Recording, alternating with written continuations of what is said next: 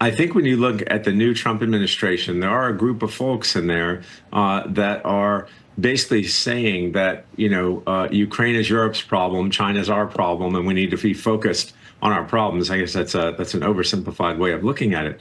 Joining us now, Kyle Bass, Hayman Capital Management founder and chief investment officer. When did you sit down? Did you hear Nina, Professor Khrushcheva? Did you hear that conversation, Kyle? I did.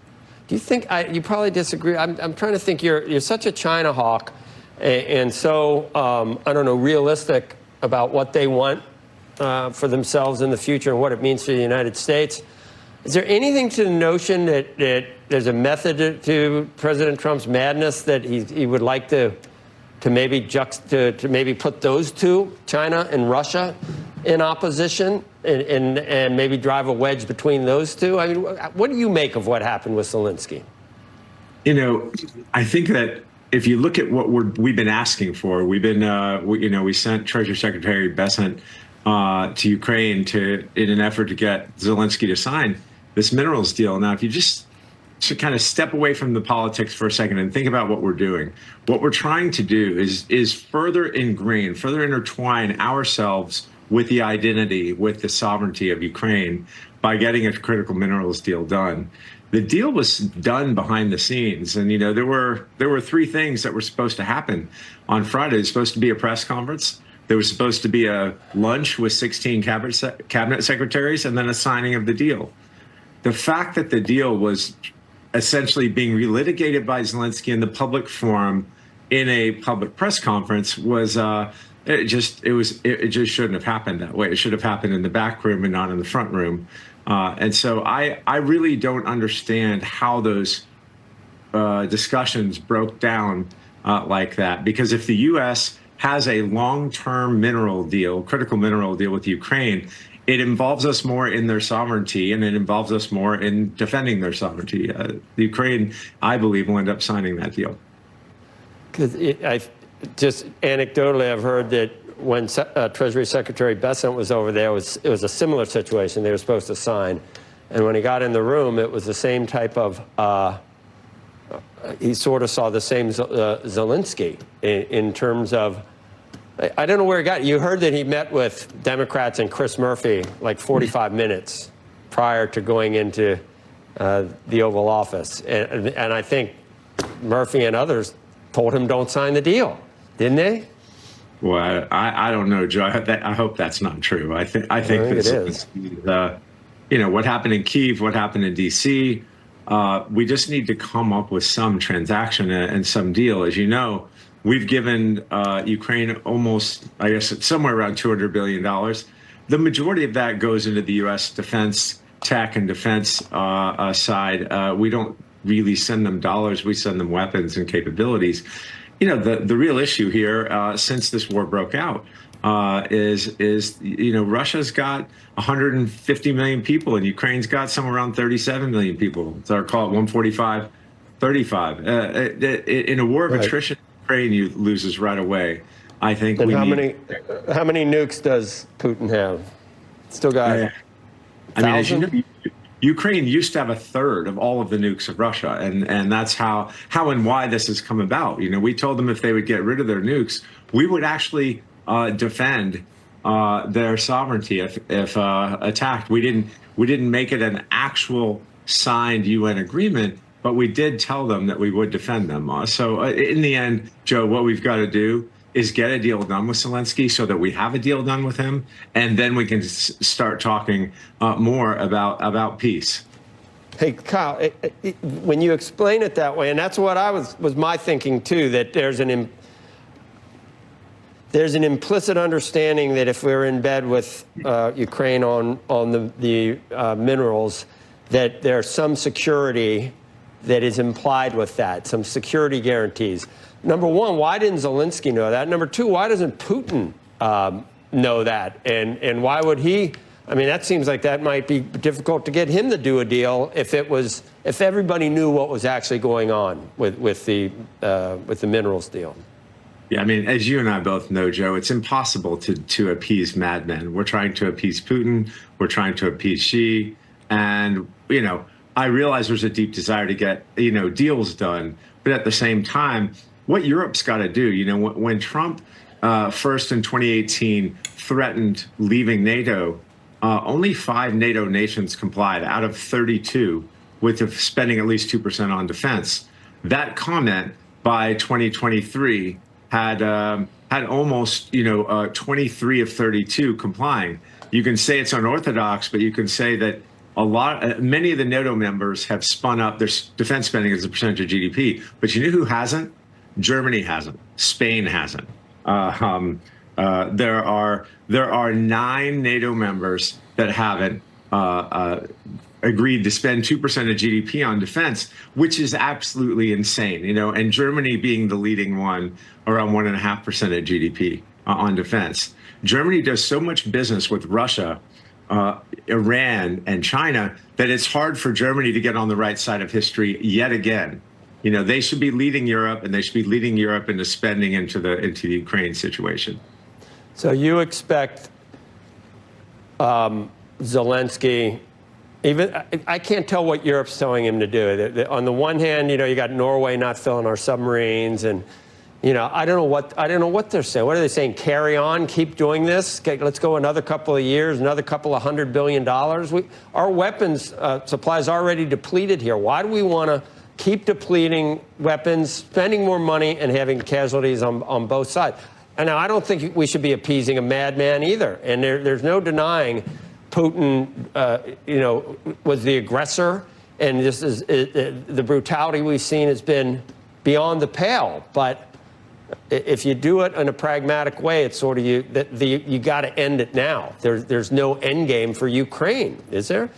That's right. I mean, but with the U.S. having a deal with a sovereign country of Ukraine on critical minerals, it's something Russia doesn't want. If you see how they're playing this in the background, so I think it's important for us to try to work towards an agreement. But unfortunately, Zelenskyy is going to have to, I guess, apologize for litigating this in a public forum in the Oval Office. And they're going to have to at least figure out how to agree to have another meeting at some point in time. And I think that's the first thing that's got to get overcome here, Joe. Right. I can't tell where we are. I mean, was it just Vermont? Vance goes to try and ski up in Vermont, and there's a mile-long group of... In my neighborhood, Kyle, every house where I know someone very progressive lives has a "I stand with Ukraine" sign in the front of their yard. It's almost like a litmus test. What is that from? What is that? How does that happen? I think when you look at the new Trump administration, there are a group of folks in there that are basically saying that, Ukraine is Europe's problem, China's our problem, and we need to be focused on our problems. I guess that's an oversimplified way of looking at it. But somehow in the core right of the Republican Party, there's been a lot of stepping away from Ukraine. In the end, we have to stand with them, as you know. Europe, we need to keep an allied front. I think our economic deal with Ukraine was an effort to show no daylight between the U.S., Ukraine, and... There's different ways of standing with Ukraine. I think there's realistic ways, and then there's what Nina Khrushcheva called moralistic ways that probably aren't going to end well. The good guys might not always win 100%. Kyle Bass, you got a lot to worry about. Russia now, Ukraine, China, Iran. We'll have you on again. So do you sleep at all without medication? Yeah, you do? You wake up in the middle of the night in a cold sweat, probably. Sometimes. Yeah. Okay. See you later. Thank you, Jim. Okay. When did you sit down? Did you hear Nina, Professor Khrushcheva? Did you hear that conversation, Kyle? I did. President Trump and Ukrainian President Zelenskyy held a heated meeting last Friday, with Trump posting on Truth Social after the meeting that Zelenskyy could return to the White House when he is ready for peace. Joining us now to discuss the ramifications, Nina Khrushcheva, professor of international affairs at the New School and co-author of In Putin's Footsteps. Nina, great to have you with us. Thank you. What was your reaction to this meeting? I mean, it was a pretty big blow up. And you write that this really played into Putin's hands.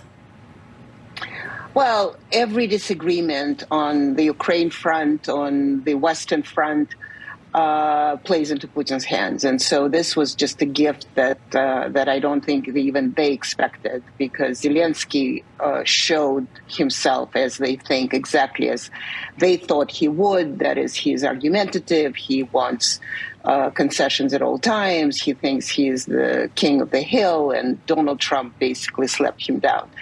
And then Europeans rushed to support Zelenskyy versus, or so it seemed for a bit, versus Donald Trump. And therefore, of course, as you know, Putin is a former KGB operative. So for them, the disagreements in the West, without even Russia doing something particular at that moment, obviously is a great gift.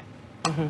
The Europeans were quick to rally around Zelenskyy, Nina, and the reaction, at least, you know, among investors, is to bid European defense stocks higher over the weekend and in today's session. I'm wondering what your opinion of that is. In that, does Europeans have the wherewithal, the money, the finances to actually support Zelenskyy in the way that he needs to be supported without U.S. help? Well, that's an amazing question. I mean, yes, the stocks went up, and actually Keir Starmer, who had a meeting in London, who gathered European leaders, did say that this is the time for talk is over, and now it's the time for action, and here we are going to offer that support. Well, the question is, are they actually going to offer that support, or will continue to be more talk? So we still don't know that.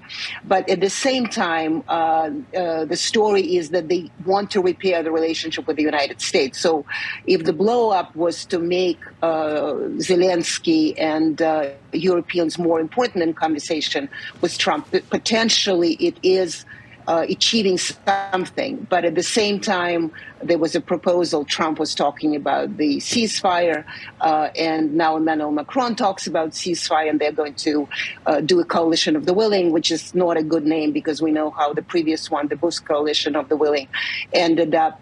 So it's not clear. On one hand, they want to be with Trump. On the other hand, they're sort of against Trump. So how it's going to play out, and will Zelenskyy indeed meet with Trump again? And once again, what kind of, for now, Russia is only having the satisfaction. It's still not very clear whether there are going to be any results in Russian favor from that blow up. But then the question, these are still moving pieces. Who is going to win? Or Trump would actually get his way because Zelenskyy is going to come to him. Europeans cannot do it without the United States. And so Trump will continue to dictate the rules, despite all the European efforts to say that they're players in this too. Nina, is it possible for the West to enter into some type of agreement with Putin with a clear conscience? I mean, he was the aggressor. He invaded Ukraine. We know what he does to enemies within Russia and even outside Russia. We know about the atrocities in children's hospitals and the bombing. It's just all reprehensible. But we're in this position where the practical outcome would entail dealing with this man and trying to, I mean, you risk looking like Neville Chamberlain or appeasing Russia when what you're really trying to do is acknowledge the reality that you're probably not going to have a total victory for Ukraine. And anything short of that seems like you're appeasing Putin. How can it be done? Well, Mikhail Gorbachev, the great leader, he had his birthday yesterday, the author of Perestroika and Freeing the Soviet Union from the Soviet Union, used to say, in your question, there is an answer. You just answered your own question. But Ukraine is not winning. And I think it was the way it was going, it has not been winning for at least 2 years. So ultimately, it's either further destruction or there is a greater involvement of Europe, which potentially would lead to war, or they could be some, or should be some sort of negotiation, understanding reality on the ground, and dealing with that. And so I think that's what seems to me the United States under Trump wants to be doing. He's not a moralistic guy. He's not an ideological guy. He's not a guy on the side of Putin, which I think is important. He's the guy on the side of Trump. What's convenient to Trump? What works for Trump? Nobel Peace Prize for Nobel Peace Prize, great. Economic development with economic relations with Russia that going to be very firmly organized, great. That works. And so whatever it is to help Ukraine to get out of this without moralization, probably at this point is a realistic, I would even say, Henry Kissingerian way to do it. If there are any other option, please offer it. But nobody so far has offered a moralistic option that also would help Ukraine to actually win realistically. Norway won't fill our submarines now. I mean, Europe has this, I don't know, the PR war, it matters, I think. But it's very strange to see, and even some of the people on the left in the United States, Nina, continued billions being sent to Ukraine for weapons, to continue the war with casualties coming on both sides, continuing for years with no end in sight. How is that morally the right? How is that presented as the morally right decision? Well, I was answering your question. I mean, you were saying how could we agree on peace without showing that we appease Putin. Like, well, Putin is fine. He can say continue war. I mean, I have got 145 million people. I'm ready to kill them all. Are you ready to kill all of yours? So the question is, what would be the lesser evil in this scenario? And the moralistic part is that we're going to help Ukraine for as long as it can, even if Ukraine doesn't even have people to fight anymore. But yes, moralistically, yes, in a justice sense, of course, supporting Ukraine is great. What is the plan B? What actually is a plan for victory? Because they keep talking about we need to strengthen Ukraine on the battlefield. 3 years. Has it strong on the battlefield? When the war began, Ukraine had 7% under the Russian occupation. Now it's almost 20. So did it get better? So I don't know. I mean, it's a policy matter, but it should be a realistic policy matter, not a policy matter of something we're not in a movie. And in a movie, of course, good guys win and bad guys lose. But in life, often good guys actually may not necessarily lose completely, but not victorious as the movie at the beginning promised. Right. Professor Khrushcheva, thank you. Thank you. Very plain spoken. Coming up.